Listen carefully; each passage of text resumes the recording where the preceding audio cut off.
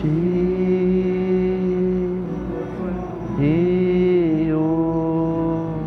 Rio de águas vivas, estás fluindo em mim. És manancial, fonte inesgotável, dá vida ao coração. Como o rei Davi, quero te adorar. A minha alma canta a ti, Senhor, em adoração. Digno de louvor, majestade santa, meu prazer é te dizer, te amo, ó Senhor, em adoração. Eu me rendo a ti, tu és como um rio, rio de águas vivas, estás fluindo em mim. És manancial, fonte inesgotável, dá vida ao coração. Como o rei Davi, quero te adorar. A minha alma canta a ti, Senhor, em adoração. Digno de louvor, majestade santa, meu prazer é te dizer, te amo, ó Senhor.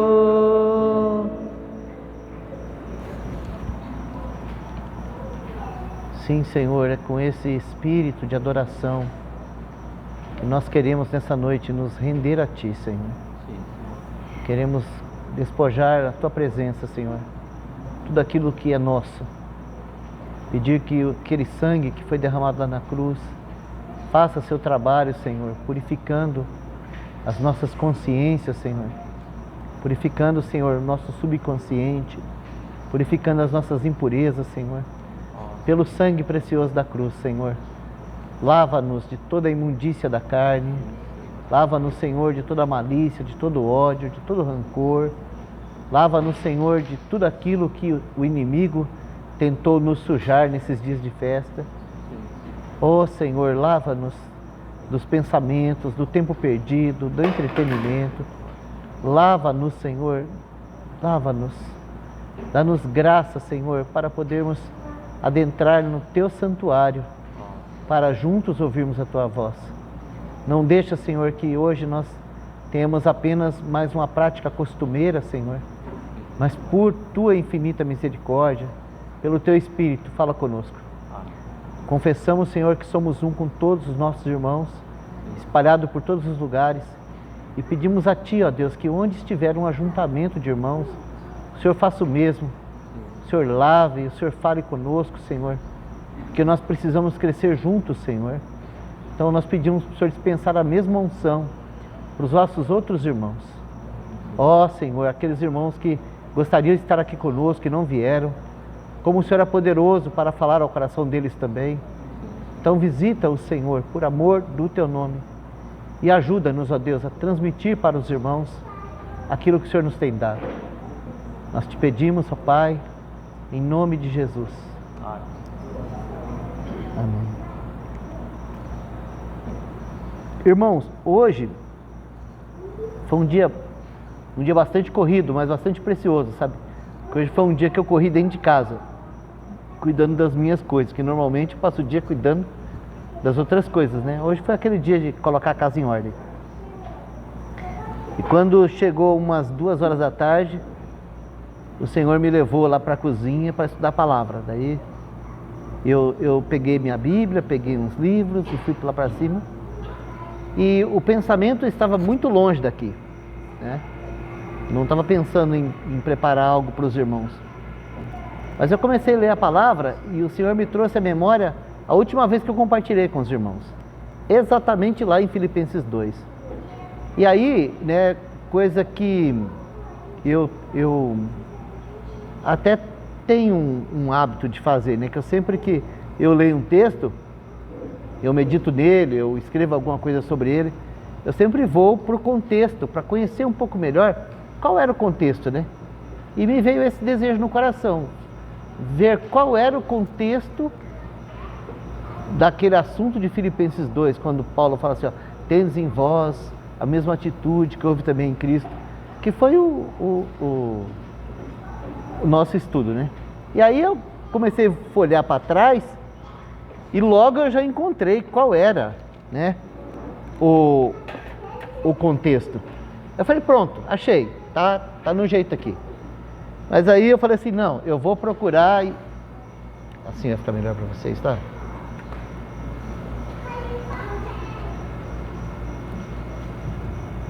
Obrigado, irmão. Aí, né, eu falei, não, eu vou procurar fazer a coisa direito. E peguei a carta aos Filipenses e abri e comecei a ler do capítulo 1. Mas quando chegou no versículo 9, ele me prendeu, sabe? Me prendeu de uma maneira que eu não costumo fazer isso, ó. Mas eu estou com o texto aqui e eu quero ler para vocês o texto que o Senhor me deu no versículo 9. Filipenses 1, versículo 9. E nós vamos fazer assim, se o Senhor permitir, nós vamos estudar essa epístola juntos, toda ela. Amém? Hoje nós vamos só fazer uma introdução com essa escrita do versículo 9.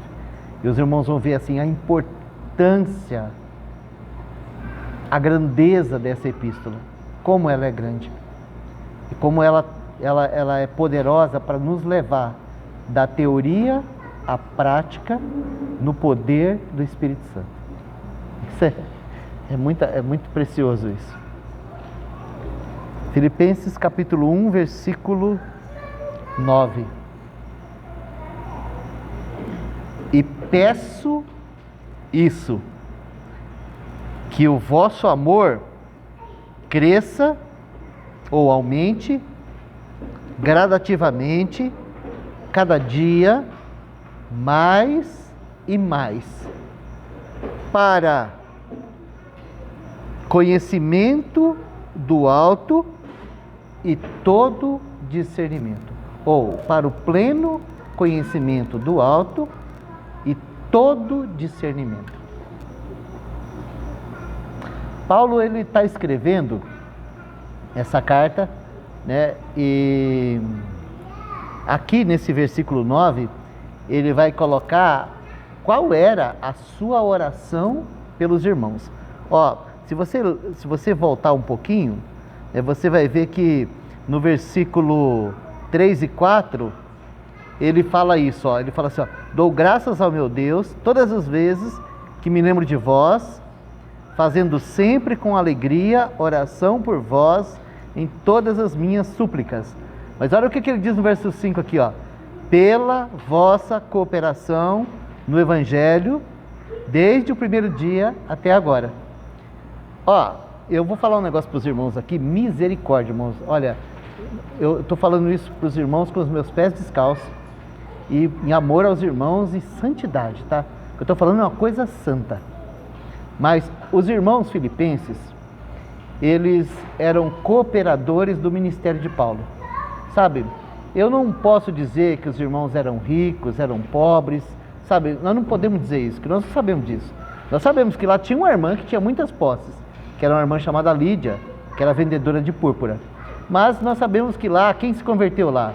Foi uma endemoniada lá, que Paulo expulsou o demônio dela, foi um carcereiro, né? A igreja em Filipos, ela tinha diferentes tipos de irmãos, né?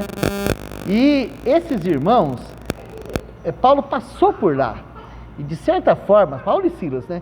De certa forma, o Senhor fez uma obra tão grande, inclusive na cadeia lá, porque aquela cadeia, a terra tremeu, o Senhor levou ele para a cadeia, ele foi pregar lá amarrado no tronco, e lá cantando, orando, aquela cadeia desabou, as cadeias se abriram. Então você imagina o que foi que o Senhor fez naquela cidade, né? Que maravilha foi a obra do Senhor lá. E aqueles irmãos, de certa forma, eles se apegaram a Paulo, eles viram que aquele ministério era uma obra maravilhosa do Senhor na vida do apóstolo Paulo. Então, onde eles ficavam sabendo que o irmão estava, eles sempre procuravam no Senhor separar uma oferta e mandar para o irmão. Então, o contexto dessa carta é exatamente esse. Epafrodito, que era um irmão lá de Filipos, ele pega essa oferta que os irmãos separaram para o irmão Paulo e vai para Roma levar essa oferta. E lendo a carta você vai descobrir que esse irmão quase morreu para que essa oferta chegasse nas mãos do apóstolo Paulo. Paulo estava preso em Roma e ele estava preso de uma maneira diferente. Ele estava numa prisão domiciliar e ele ficava numa casa que ele alugava. E com certeza ele tinha despesas para poder ficar nessa casa que ele alugava. E lá todos os dias tinha que 2 soldados lá, tinha turno. Ia 2 de manhã, à tarde voltava 2. E dessa forma toda a guarda pretoriana ficou conhecendo o evangelho, indo lá cuidar dele.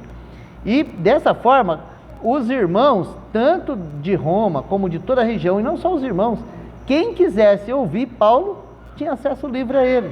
Então a gente não sabe quantos anos ele ficou preso lá em Roma, mas graças ao Senhor e graças a irmãos como os filipenses, ele pôde ficar dessa forma, ele pôde ficar dessa condição, porque se ele não tivesse condição para isso, com certeza ele não ia ficar numa prisão domiciliar, ele ia para uma masmorra. Mas o Senhor providenciou todas essas circunstâncias para que Paulo ficasse ali. E quem o Senhor usou? Então a gente sabe que o Senhor usou alguns irmãos, né? Mas a gente tem um destaque muito claro na palavra, a igreja de Filipos. Ou seja, não era um irmão, era uma assembleia. Era uma assembleia que cooperava junto para que o ministério do Evangelho fosse avançando cada dia mais e mais. Então, esse é o contexto. Paulo recebia essa oferta. E no momento em que ele recebe essa oferta, ele fica com aquele coração de gratidão àqueles irmãos. Então, vamos dizer assim, né? Que existe várias maneiras de você ser lembrado. Mas aqui no caso, a gente sabe que no momento em que esse recurso chegou na mão de Paulo, como ele não iria se lembrar de cada irmão, de cada rosto, de cada semblante, de cada um daqueles servos do Senhor, né, que cooperaram com ele. Então o coração dele estava alegre de poder ter recebido aquelas ofertas que seria de muito bom uso ali no serviço dele. Ele chega a dizer assim num versículo, no finalzinho da carta, ele fala assim, ó, eu estou cheio e de nada tenho falta, depois que recebi o que da vossa parte me for enviado. Ou seja, os irmãos supriram ele. E o coração desse irmão estava ali regozijando de alegria e gozo por aquela provisão. E ele pega a pena e toma essa pena para escrever para os irmãos uma carta de gratidão. É uma carta de gratidão. Então, ele começa essa carta dizendo assim, ó, dou graças ao meu Deus todas as vezes que me lembro de vós, fazendo sempre com alegria oração por vós em todas as minhas súplicas. Ou seja, ele está dizendo aqui que aqueles irmãos, de certa forma, ocupavam um lugar nas orações dele. Quais? Todas as vezes que esse irmão ia orar, no coração dele vinha os irmãos de Filipos. E ele usa isso, deixa bem claro assim, ó, ele fala assim, ó, pela vossa cooperação no Evangelho, desde o primeiro dia até agora. Ou seja, muitos anos já havia se passado. E aqueles irmãos continuavam ali, cooperando, não com Paulo. Não, eles não estavam cooperando com Paulo. Eles estavam cooperando com o Evangelho. Era a cooperação deles com o Evangelho. Paulo era só um arauto. Mas quanta fidelidade desses irmãos. E Paulo, quanto que o coração dele estava cheio de gratidão pelo Senhor ter levantado no serviço, na carreira dele, aqueles servos do Senhor, com tanta fidelidade, daquela forma. Então, ele vai falar para nós qual era a oração dele. Então, né, normalmente a gente pensa assim, né? Você tem um irmão que oferta, você vai orar para o Senhor prosperar ele, né? Para o negócio dele bem, para ele nunca faltar recursos para ele, porque a gente já pensa, né, essa mente carnal nossa, a gente já pensa nessas coisas, né? Assim, eu vou orar para o irmão ir bem mesmo o negócio dele lá, para nunca faltar oferta para mim. Não, irmãos, Paulo não tinha esse coração, nem essa visão, nem essa intenção, e ele sabia que havia motivos singulares para orar por aqueles irmãos. Havia motivos, sabe? Motivos. Então ele começa a colocar aqui alguns motivos de oração, né? Tinha coisa que ele não precisava orar. Por exemplo, ele fala assim, eu estou certo que aquele que em vós começou a boa obra é fiel para completá-la até o dia de Cristo. Ou seja, ele não precisava orar por isso, porque ele estava certo, que aquilo que Deus tinha começado, ele era fiel para completar. Que maravilha isso, né? Que frase tremenda de maravilhosa nós temos aqui. E isso é verdade, tanto para os irmãos de Filipos, como para cada um de nós. Aquele que começou a boa obra é fiel para completar. Agora, como que nós podemos cooperar para que aquele que começou a boa obra complete? Porque ele é fiel. O infiel sou eu, mas ele é fiel. Então, né, de certa maneira, eu preciso aprender a ser responsável diante do fiel, para que ele tenha liberdade de fazer em mim. Porque o Senhor, ele nunca vai fazer igual a mamãe faz com a criança que não quer papar, né? Hoje mesmo, na hora do almoço, a Liz não queria comer. E aí, né, o pai dela desistiu, né? Ele falou, não quer comer, não come, né? Na hora que dá fome, você come. Mas o vô, você sabe que vô não presta, né? Então eu fui lá, catei o prato, né? Misturei a comidinha, né? E comecei a brincar de aviãozinho com ela para conseguir colocar a comidinha na boca dela. Então ali brincando de aviãozinho, eu consegui colocar quase toda a comida na boca dela. Mas o Senhor, ele nunca vai fazer isso conosco, sabe? Ele fala assim, ó, abre a tua boca e eu a encherei. Ou seja, você precisa, de certa forma, estar desejoso de cooperar com o Senhor, para que aquilo que o Senhor quer para você seja teu. Para aquilo que o Senhor tem para você, ele possa realmente repartir com você. Mas ele é fiel. Louvado seja o Senhor. Ele é fiel para completar aquela boa obra que ele começou até o dia de Cristo. E ele tem nos chamado para ser essa boa obra.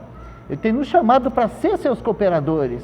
Ele tem nos chamado para ser esses filhos maduros que ele tanto deseja desfrutar por toda a eternidade, né? E ele é fiel para completar.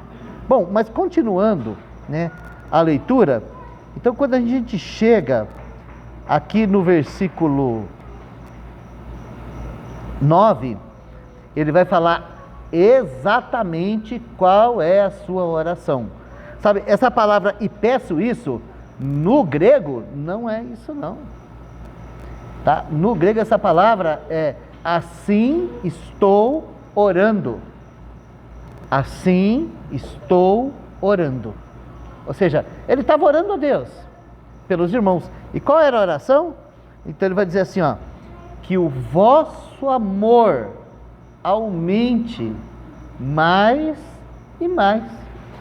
Ou seja, o amor já estava sendo demonstrado por esses irmãos de uma maneira muito prática, né? Muito prática, na questão de socorrer os irmãos. Mas Paulo, que era um homem que conhecia o amor de Deus, que foi capturado pelo amor de Deus e que vivia pelo amor de Deus, ele sabia que esse amor era muito mais alto, muito mais largo, muito mais profundo do que apenas e tão somente essas nossas questões de dar e receber. Esse amor era muito maior. Então a oração dele é para que os irmãos tivessem uma medida maior de amor, que o amor deles pudesse alargar, ó, e não era com respeito a Paulo, era que o amor deles crescesse mais e mais em duas direções. Então ele vai dizer assim, ó, Que o vosso amor cresça mais e mais em, né? Algumas traduções está conhecimento, mas a palavra no original é epignosis. Deixa eu ler aqui, irmãos, porque senão eu não vou ler. Paulo está escrevendo sua carta aos Filipenses. E no versículo 9, ele nos coloca qual era a sua oração principal pelos irmãos. Ainda que em seu coração havia muita gratidão pelos irmãos filipenses, que estavam sempre cooperando com o ministério desse amado irmão, sua oração a Deus pelos filipenses tinha um alvo. E esse alvo é o propósito eterno de Deus. Os irmãos demonstravam amor prático ao enviarem suas ofertas a esse irmão prisioneiro. A gente sabe que em sua primeira prisão em Roma, Paulo morava em uma casa alugada, onde podia atender e divulgar o evangelho para todos de Roma e quem quisesse ir vê-lo. Penso que para viver desse tipo de prisão era necessário uma boa quantia de dinheiro, e pelas entranháveis misericórdias do Senhor, sabemos que o Senhor graciosamente levantou entre esses amados irmãos esse dom tão precioso entre os filipenses. Paulo fica muito feliz com a vinda do servo do Senhor chamado Epafrodito, que arrisca a sua própria vida para que a oferta dos irmãos chegasse até ele. Agora, Paulo escreve sua carta aos irmãos e nela ele diz estar orando para que aquele amor deles viesse a transbordar, derramar, sobressair ainda mais e mais. Veja que lindo! O desejo de Paulo em direção aos irmãos era que aquele amor derramado pelo Espírito Santo nos corações deles pudesse ultrapassar a todas as barreiras, a todas as reservas e atingisse o seu ápice. Agora, ele não estava aqui pensando em quanto isso iria aumentar a sua provisão, ou quanto aumentaria os recursos dos irmãos. Na verdade, Paulo ora para que esse amor cresça em direção à epignose e à asteneia. Essas duas palavras são as palavras que estão no grego, né?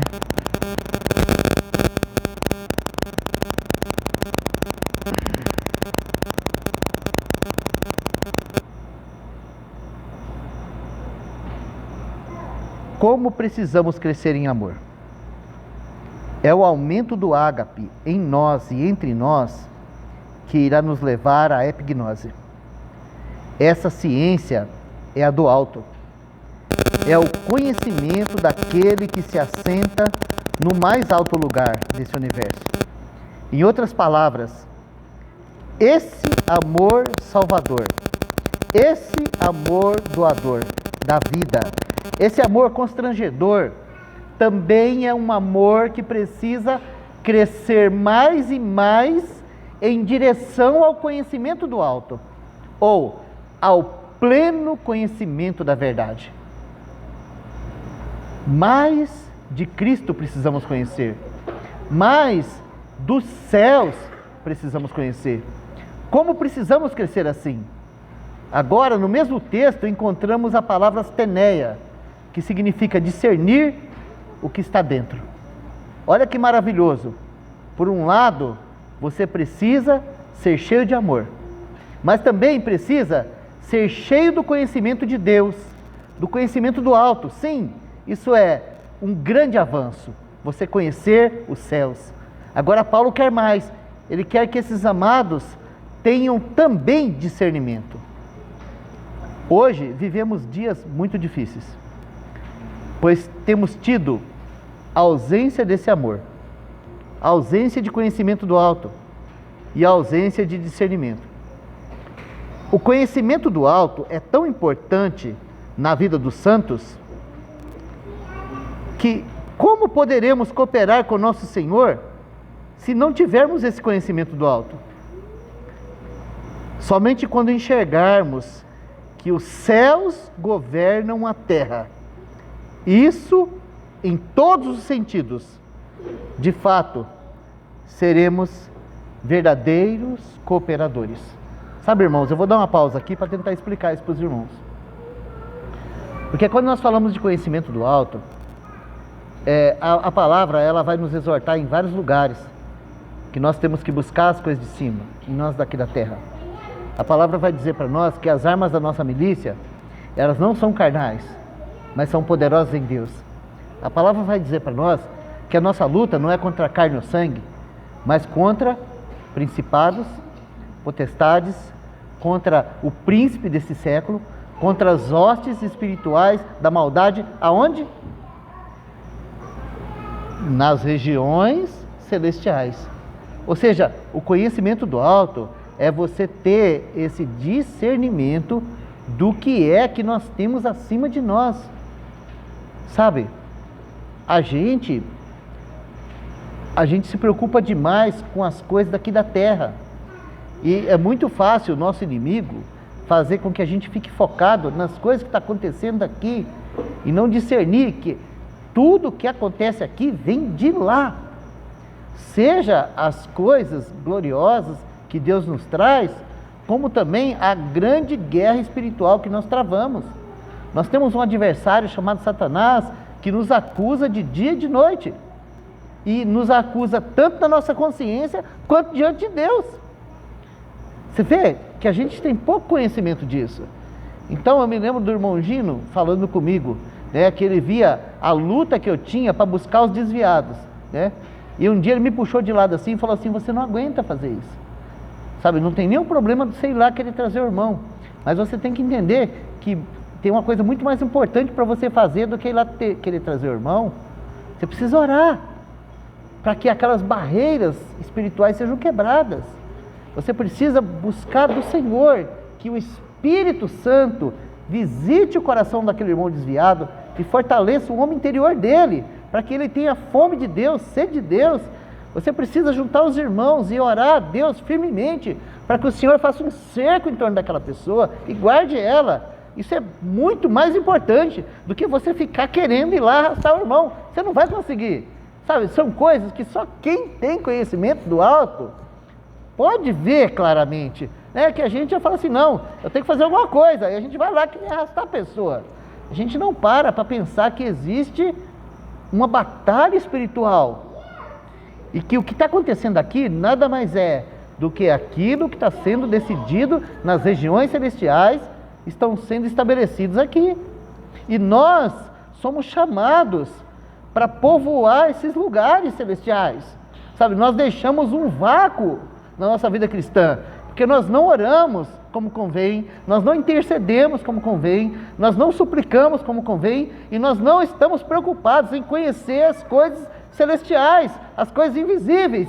Nós estamos apegados demais às coisas aqui da terra, preocupados demais com as coisas aqui da terra, e nisso nós estamos deixando, sabe, o nosso lugar de batalha vago, está vago, porque nós temos negligenciado isso.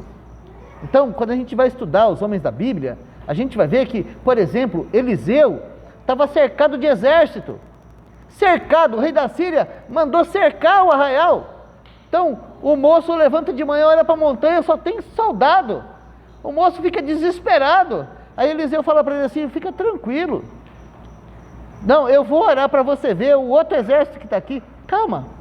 Aí Eliseu não foi orar pedindo para o Senhor colocar um exército lá. O exército já estava lá, ele sabia. Por que ele estava tranquilo? Porque ele tinha uma vida celestial, ele vivia nas regiões celestiais. Então, ele ora para que Deus abrisse os olhos daquele moço, para que ele conseguisse ver o que estava ali das regiões celestiais, como eles estavam bem guardados. Irmãos, nós não temos isso, nós precisamos resgatar essa realidade de que nós habitamos com Cristo nas regiões celestiais, e que nós estamos cercados pelo Senhor, e que principados e potestades, eles não podem nos atacar sem autorização do Senhor, e que nós estamos guardados, que há um arraial de anjos acampando à nossa volta. Nós temos que aprender a ver essas coisas, sabe? Nós temos que aprender a ver essas coisas e aprender a batalhar. Então, quando aquele moço tem os olhos abertos e vê, né, que Eliseu falou para ele assim, ó, mais são os que estão conosco do que os que estão com eles. Então nós vivemos uma hora muito difícil nessa terra, irmãos. Uma hora muito difícil. Nós estamos vivendo um tempo terrível mesmo, de apostasia, de desvio, sabe? E como nós precisamos que o Senhor faça isso conosco, sabe? Nos ajude a buscar essa epignose, ou esse conhecimento do alto. Sabe, esse conhecimento do alto, ele vem a nós por revelação. Esse conhecimento do alto, ele vem a nós quando o Senhor tira as cortinas dos nossos olhos e nos ajuda a enxergar o mundo celestial.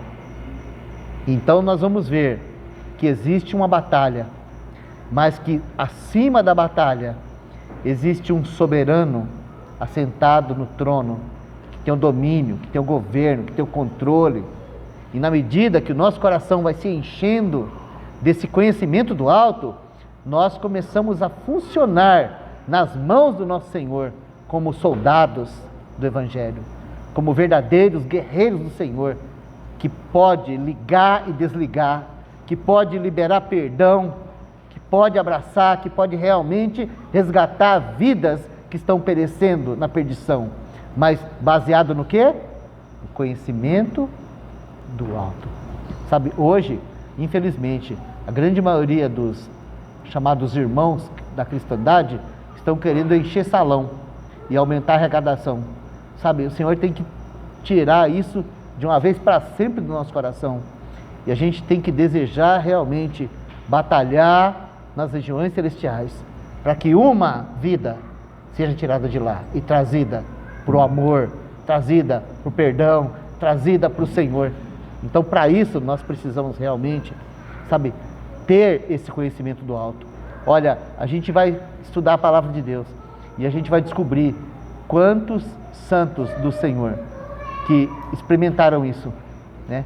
Daniel, por exemplo, tem um local lá, acho que em Daniel 9, que ele está orando e a resposta não vem. Então demora um tempo para chegar essa resposta. E quando a resposta chega, aquele emissário celestial que vem trazer a resposta para ele, fala assim, ó, eu vim, faz 20 dias que foi me dada a ordem para te trazer a resposta. Mas houve uma batalha. Miguel e os seus travaram uma batalha contra os reis da Média e da Pérsia. Você acha que ele estava falando que era uma guerra entre homens? Não era uma guerra entre homens. Era uma guerra que estava sendo travada nas regiões celestiais, entre aquelas potestades, aqueles domínios de Satanás que dominavam a Média, a Pérsia ali, e eles precisavam ser vencidos. Por que eles precisavam ser vencidos? Porque por um tempo,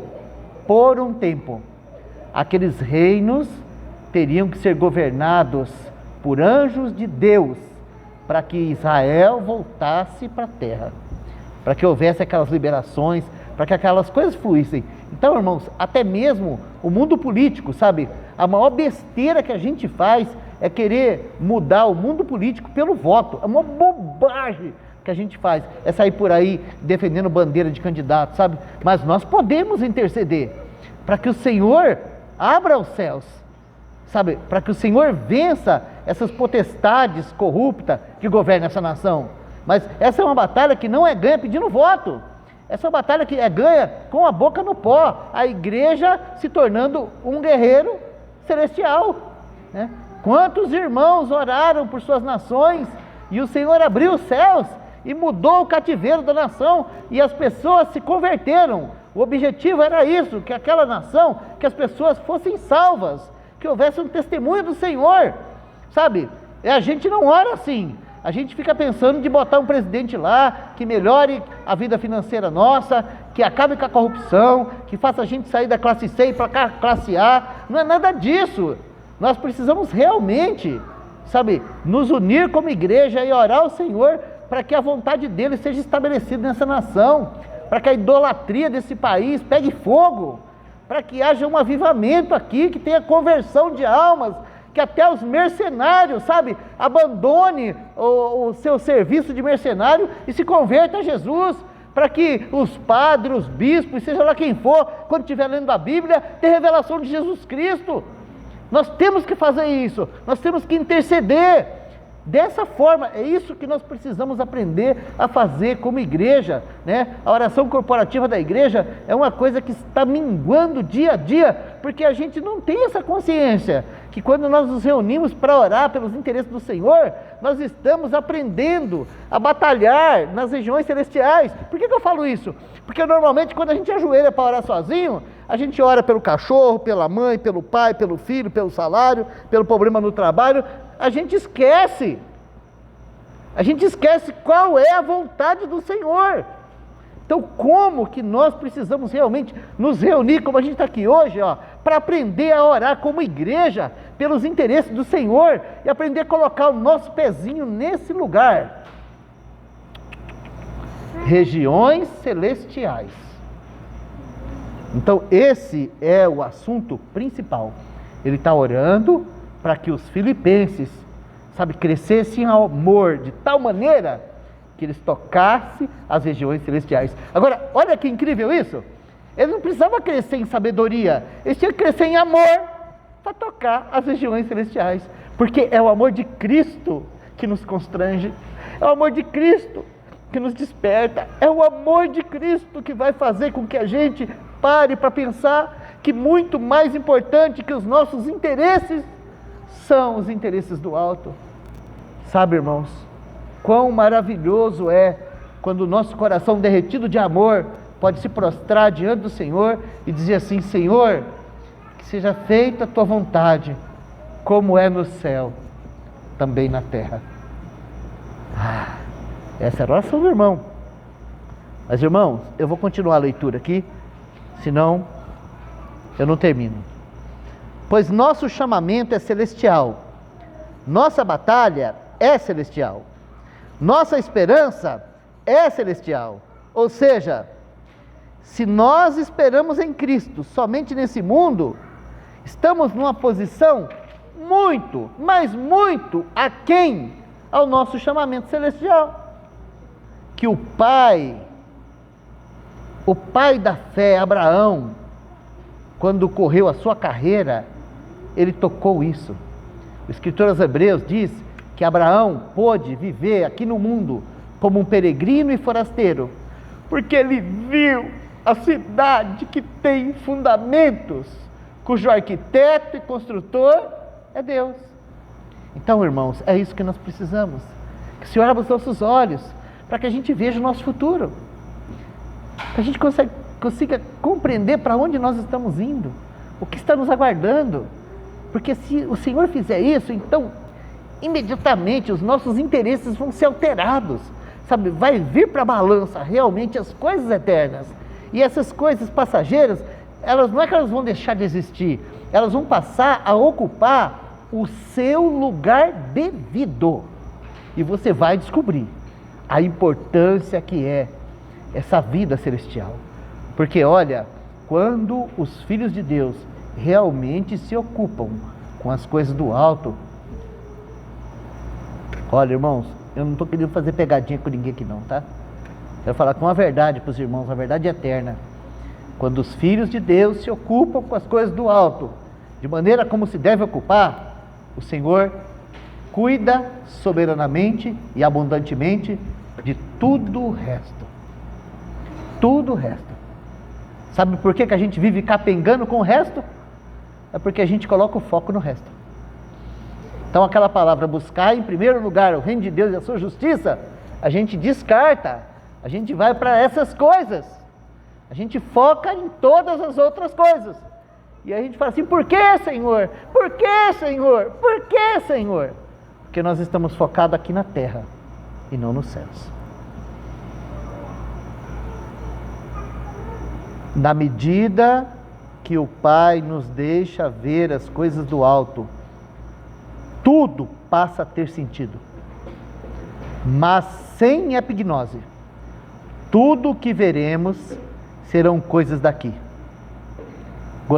Gastaremos a nossa vida correndo atrás de vento, de política, de posição, de religião, e viveremos como bebês espirituais, envolvidos conosco mesmo e com todas as coisas daqui de baixo.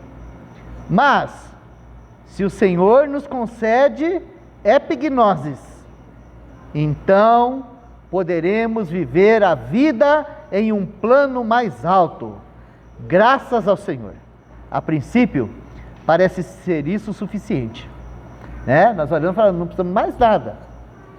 Mas a oração de Paulo vai além. Além do termo epignose, Paulo também vai colocar a palavra asteneia, que significa, em uma tradução livre, discernir o que está dentro. Olha, irmãos, a epignose é fundamental para o crescimento cristão e a asteneia para nosso relacionamento uns com os outros. Todo o engano que entrou na cristandade desde o princípio se deve à ausência de asteneia, ou à ausência de discernimento. Sem discernimento do coração, nos tornamos presas fáceis. Somos facilmente levados a rodar em círculo, em torno de homens com segundas intenções. Isso é muito grave. E em nossos dias, quantos santos têm sido iludidos e engodados por falsos profetas?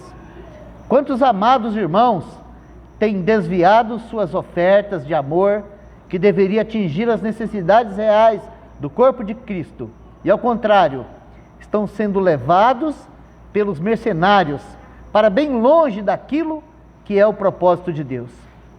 Quanto engano temos caído em negócios, romances, empregos e tantas outras coisas, por falta de discernimento espiritual. Amados, esse deve ser o foco da nossa principal oração, por nós e pela igreja.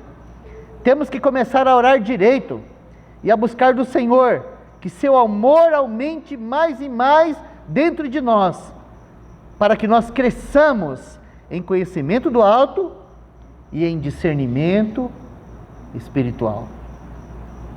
Discernimento espiritual. Esse é o tempo, irmãos, que nós vamos precisar de discernimento espiritual.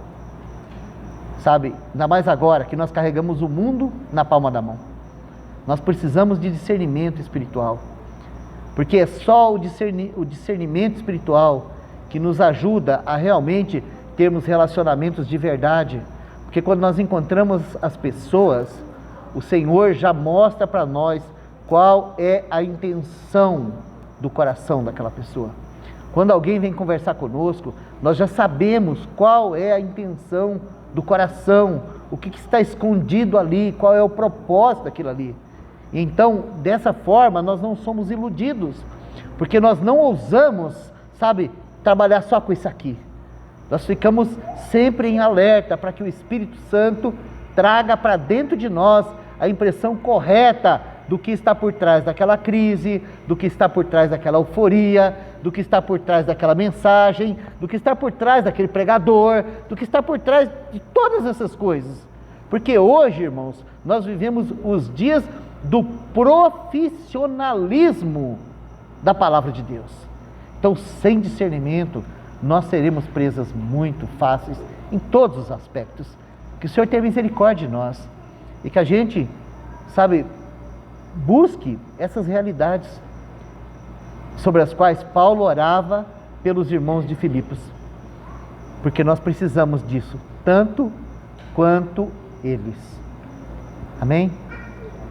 Vamos orar. Pai, nós queremos te agradecer por essa joia preciosa que o Senhor deixou para nós, essa epístola aos Filipenses. Ô Senhor, muito, muito, muito obrigado, Senhor, pelo teu zelo de ter preservado essa carta e ela ter chegado às nossas mãos. Nós queremos terminar o ano estudando ela, Senhor. E nós queremos começar o ano estudando ela. E nós pedimos a Ti, Senhor, que pelo Teu Espírito, o Senhor nos encha de realidade.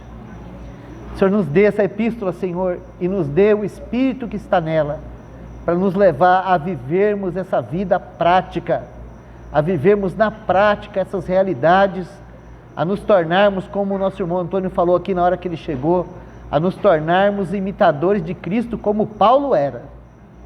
Ajuda-nos, Senhor, por misericórdia, nós te pedimos e te agradecemos, em nome de Jesus. Amém. Graças ao Senhor.